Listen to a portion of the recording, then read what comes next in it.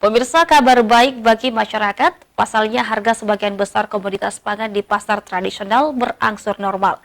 Salah satunya terjadi di Pasar Terong, Kota Makassar.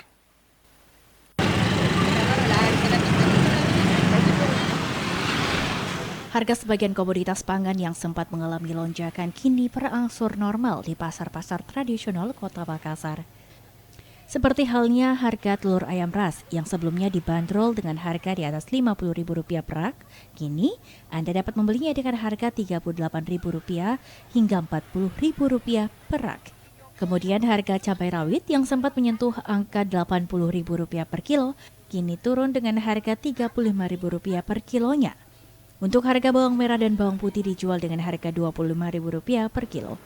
Sementara itu dari sebagian besar komoditas pangan yang mengalami lonjakan harga, hanya minyak goreng yang masih bertahan dengan harga lama, yakni sekitar Rp40.000 untuk kemasan 2 liter.